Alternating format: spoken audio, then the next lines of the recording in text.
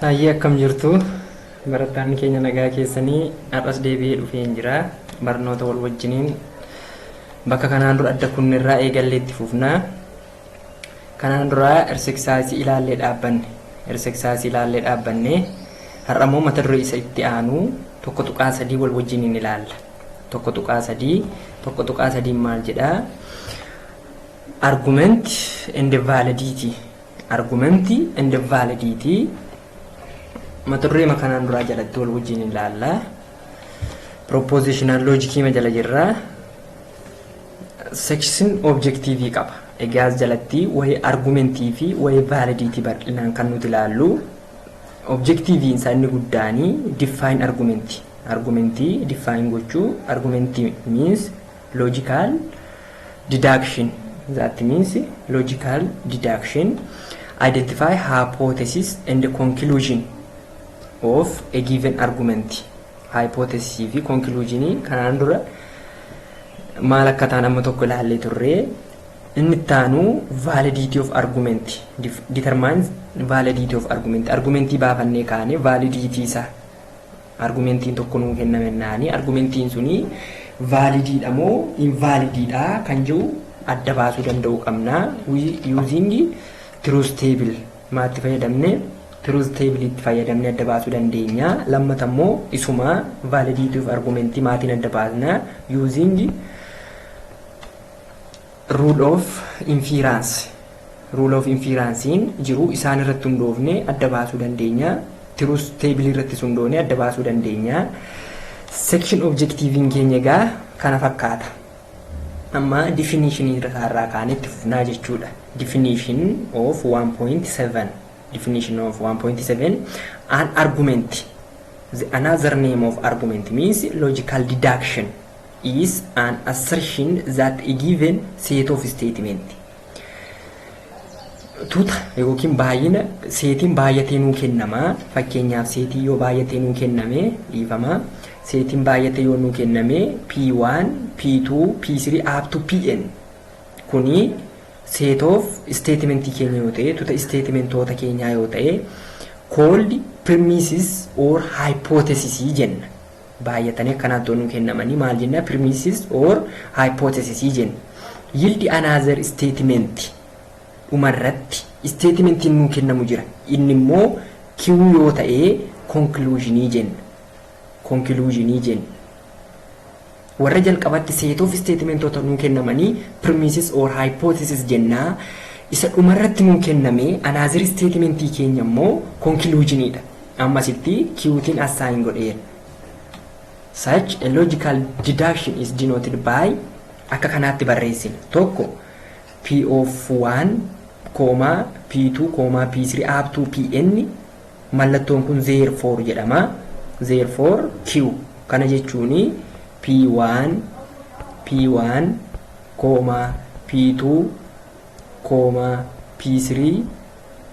P3 jennee yeroo amma dhumaatti adeemne dhumarra yoo geenyu conclusionii keenya kamiin ibsina therefore Q jennee ibsina jechuudha. Therefore Q jennee ibsina.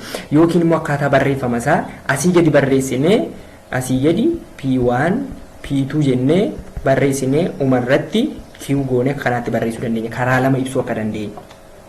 Yoo horizontaalii barreessine mallattoo kana fayyadamna therefore. Yoo vertikaalii asii gadi barreessine immoo premises barreessine yennaa xumurru slash goone jalatti Q goona. Overii miti wantichi overii miti slash goone jalatti Q goonaa jechuudha. Akka kanaatti barreessuu dandeenya. Amma gaa premises maal akka ta'e conclusion maal akka ta'e amma tokko definition kanarraa ibseera.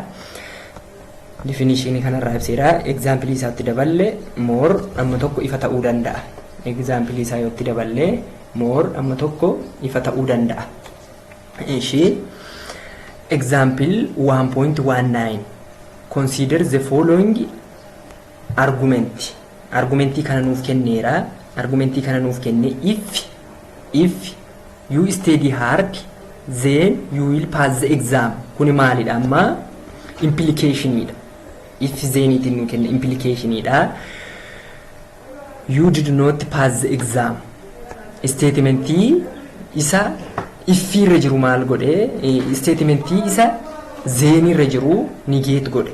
Statementii isa zeenirra jiru statementiin zeenirra jiru negate ta'eera. Therefore you did not study hard. Conclusion keenya immoo statementii iffiirra isa jiru yookiin predicate iffiirra jiru maal godhe negate godhe. Kanaafuu wanta nuti as keessatti beekuu qabnu predicate yookiin gulummoo amma iffi zeeniin statementii ergaa guutuu dabarsu tokkodha. Iffiirra ni jiru fi kiiwun iffiirra ni jiruuf zeenirra ni jiru predicate tokkodha. You study hard yoo jenne gulummoo tokko, you will pass the exam yoo jenne gulummoo tokko. Predicate tokko simboolii tokkotti assign godhan. Isa kana hin dagatiina. Amma if you study hard you will pass the exam. Gulummoon biraan hin jiru yookiin predicatein biraan hin jiru. You did not pass the exam inni jedhu suma gararraati. You did not study hard inni jedhu suma gararraati. Kanaafuu P keenya maalitti qabsiifannaa? P such that you study hard. You study hard.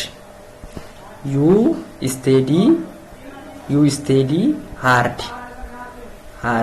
Kunusuma asitti barraa you study hard in keenya P dha. Q keenya immoo P keenya isa jalqabarra jiru kana you study hard inni barreeffan predicate isa jalqaba. Predicate isa lammataa immoo you will pass the exam isa jedhu immoo you will pass the exam Q tti qabsiifan. Kana booda simbooliin biraan nun barbaachisu argumentii kana keessatti. Negate predicate negate ta'e sana simboolii sana negate goone ibsaa deemnaa jechuudha. Amma gaa argumentii isaa gaafa barreessinu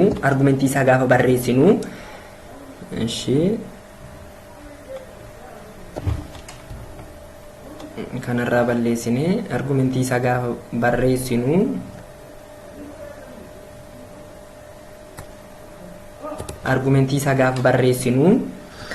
if you study hard in maal irra jira? You study hard in P irra jira. P barreeffannee if zeeni waan ta'eef immoo implies Q irra ni jiru immoo you will pass the exam. Maal jedha? Then you will pass the exam.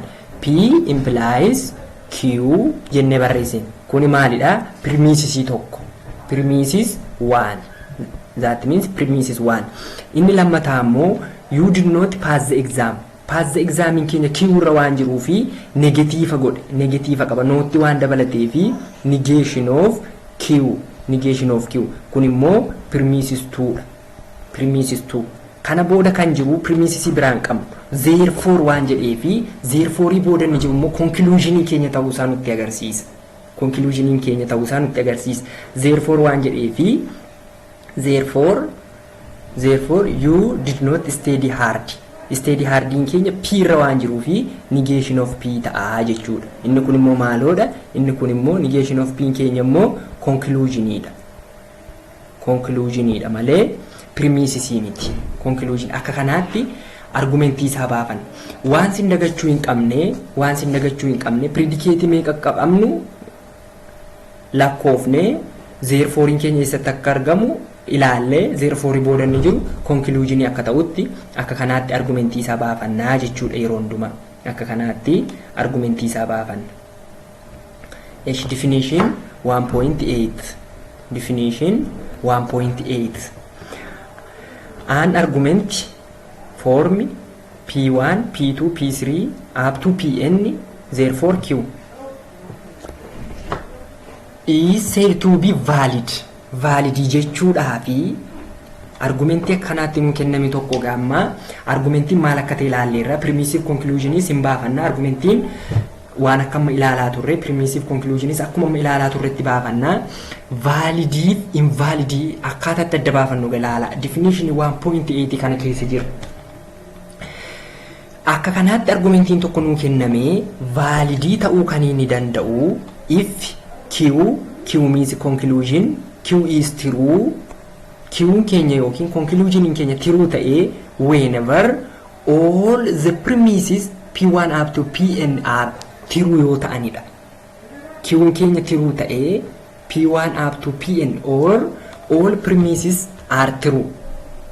That means a given argument said to be valid if conclusion is true and all premises in the given argument is true, that is valid, otherwise it is invalid.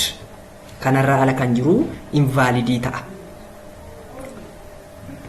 Conclusioniin true ta'ee premisesiin keenya yoo true ta'e validii ta'a. Akkasiin ta'u taanaan garuu invalidii ta'a jechuudha. Determine validity and validity in a given argument. Valid or invalid ta'uusaa akkaataan itti baafnu itti fufnee ilaalla. Amma jalqaba irratti maal ilaalla? True stability'n ilaalla. True stability'n validity ilaalla. Gara boodaatti immoo inference rule of inference warra jedhamaniin ilaaluu dandeenya. Karaa lama ilaallaa jechuudha. Inni jalqabaa investigate the validity of the following argument. Investigate godhi jedha.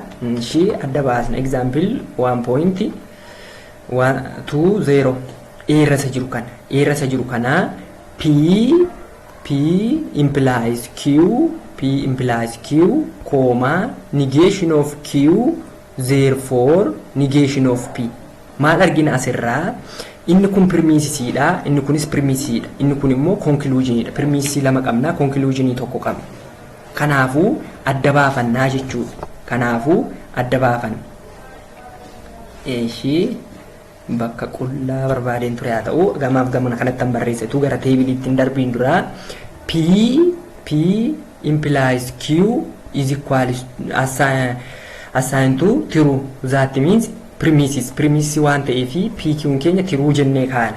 Negation of Q is true. Maaliif premises waan ta'e. Amma egaa kun lamaan true ta'e premises keenya conclusioniin keenyas yoo true ta'e conclusioniin keenya negation of P yoo true ta'e wantichi valid ta'a jechuudha.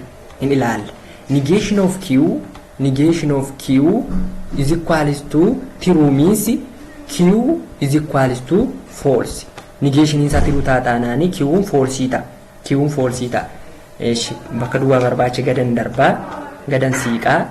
P implies Q assigned to true jenneera. Premises jalqabaa irratti premises waan irratti Q'n keenya already identified ta'eera. Q'n keenya adda ba'eera waan ta'eef P implies Q means false assigned to true. Kanaafu P implies false assigned to true. As keessatti carraa P hin qabu. P'n carraa maali qaba? Carraa tokko qofaa qaba waan kana true taasisuuf. Yoo false ta'e qofaa malee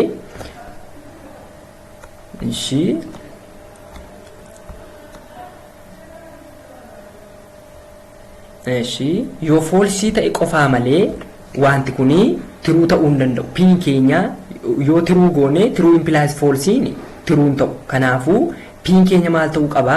P'n keenya false ta'uu qaba. False implies false tu maal ta'a? Assigned to true ta'a. Kanaafuu P'n keenya true ta'e jechuuni negation of P'n keenya false ta'e jechuuni negation of P'n keenya maal ta'a jechuudha? Negation of P'n keenya false ta'a jechuudha. Negation of P'n keenya false ta'a. Dhiifama walan dabarsee dhiifama. P'n keenya false ture. Negation of P'n keenya maal ta'a? True ta'a. Negation of P'n keenya true ta'a. Negation of P'n keenya true ta'e jechuuni negation of P'n keenya maal ture? Conclusionii ture. Negation of P'n keenya true ta'e jechuuni premisesiin durayyuu truedha. Negation of P'n keenya conclusioniidha. Conclusion is true ta'e jechuuni argumentiin nuu kenname validii ta'a jechuudha. Validii ta'a. Kun akka kanaatti adda baaseera. Amma inni rakkoo hin qabu karaan akka kanaa inference ruleetiinis booda ilaalla waan ta'eef inni kun rakkoo hin qabu konseptii masaasin qabsiisuuf malee amma waan nuti ilaaluun nurra jiraatu truth stability'nidha. PQ akkuma kanaan dura ijaaraa turretti PQ true lama false lama true tokko false tokko negation of Q keenyas baafannee P implies Q keenyas baafanna. akka kanaatti gabatee isaa ijaarree gabatee ijaarame kanarraati ilaalla. Gabatee ijaarame kanarraati maal ilaallaa? All premises and the conclusion simultaneously through iddoon itti ta'e ilaalla. Kana jechuuni wal duukaa simultaneously through lafan itti ta'e ilaalla. Maaliif conclusionii fi premisesiin keenya simultaneously through lafan itti ta'e ilaalla. Amma P implies Q, negation of Q keenya maalodha? Premisesiidha. Negation of P keenya immoo conclusioniidha. Akka hin daganne A irra jirra waan ta'eef kun lamaan premisesiidha. Inni dhumaa kun immoo conclusioniidha. Kanaaf kana olaal true false true'dha. True false'dha. False true'dha. Adda adda. Asitti garuu true maaltu premisesiin anne conclusion ilaalla. Conclusioniinis true'dha. In row 4 simultaneously premises and conclusion are true. Then the given argument is valid. Akka kanaatti murteessuu dandeenya jechuudha. Akka kanaatti murteessuu dandeenya. Wantichi irra deddeebitanii yoo ilaaltanii baay'ee in ulfaatu. Irra deddeebitanii yoo ilaaltan baay'ee in ulfaatu. Conclusioniin keenya true ta'ee premisesiin keenyas yoo true ta'ee wantichi validii akka ta'uu danda'u nutti agarsiisa.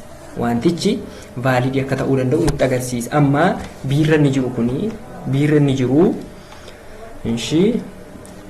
jiru kuni P implies Q, negation of Q, negation of Q kun lamaan premisesiidha.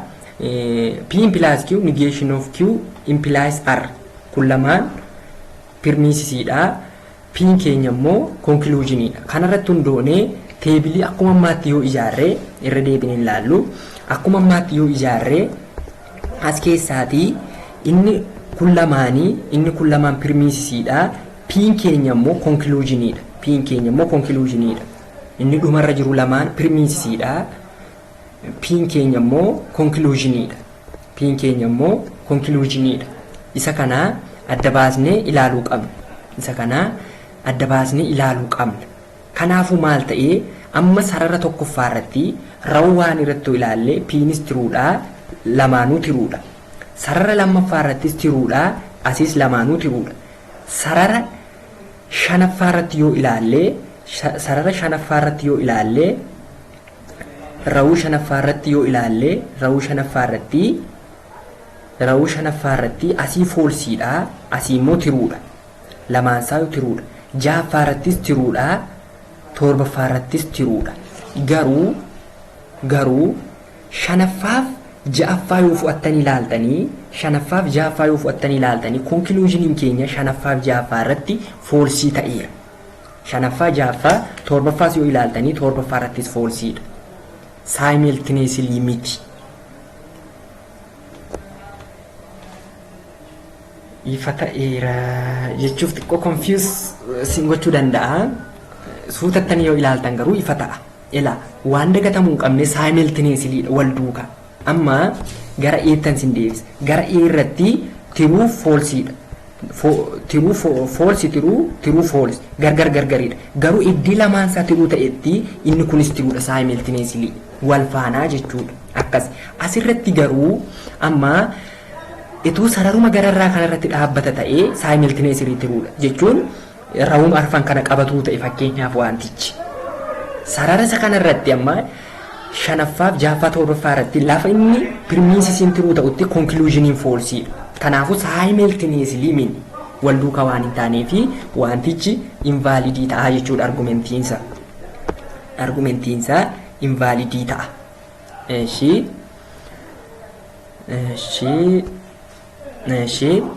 Siirra isa jiruun ilaalla. Dhiifama siirra isa jiruun ilaalla.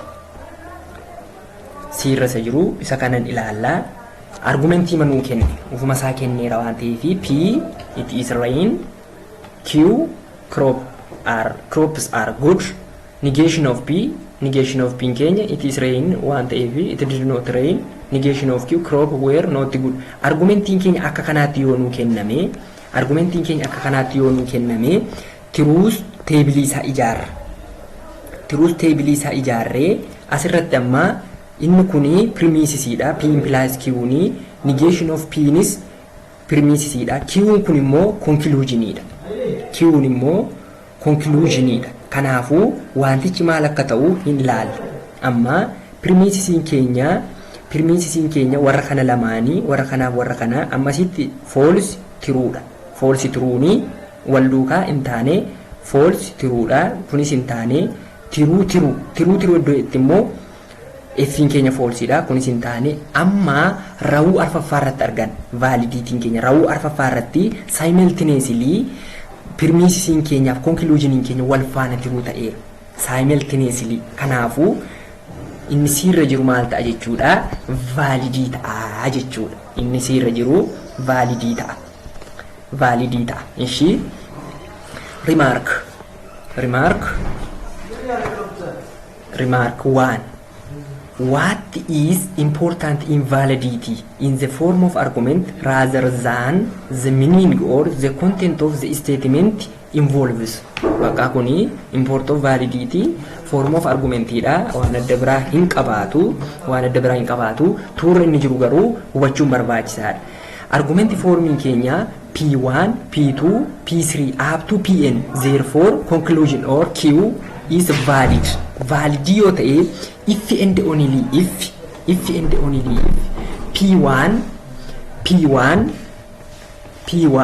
and P2 and P3 up to and Pn implies Q is tautology ta'uutu irra jiraata. Kana jechuun maal jechuudha? Premisesii keenya hundumaa conjunctionitti wal qabsiisnee deebinee akka paartii tokkotti deebinee conclusionitti implies gaafa goonu tautology ta'uutu irra jiraataa jedha. If and only if akkas ta'uutu irra jiraata. Maal ta'uudhaafi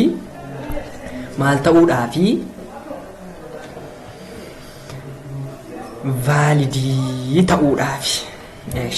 Amma rule of inference akka kana true stability akka kanaatti ilaalama. Karaa biraa immoo rule of inferencetiin ilaalama. Rule of inference ni kun warra asirra jiran kana rule of inference gara 10tu jiru.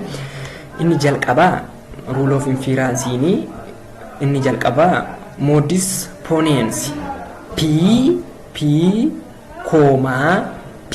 implies Q, therefore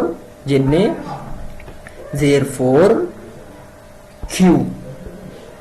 Amma kuni warra asirra jiran hundi isaanii valididha. Kurnan isaaniiyyuu seerri kun kurnan isaayyuu valididha. Kana gaafa laallu kurnan isaayyuu valididha. Amma kana fudhannee yoo laalle valididha. Ruulii tokko P implies Q kenne P qabna taanaanii therefore Q that means valid. Kuni maala modus of ponens akkuma kanaatti jira waan ta'eef hundi isaayyuu kan ofuma keessan dubbisaa booda mata duree ittaanu ilaalla waan ta'eef yeroo biraa mata duree ittaanu keessatti proof isaa ilaalla.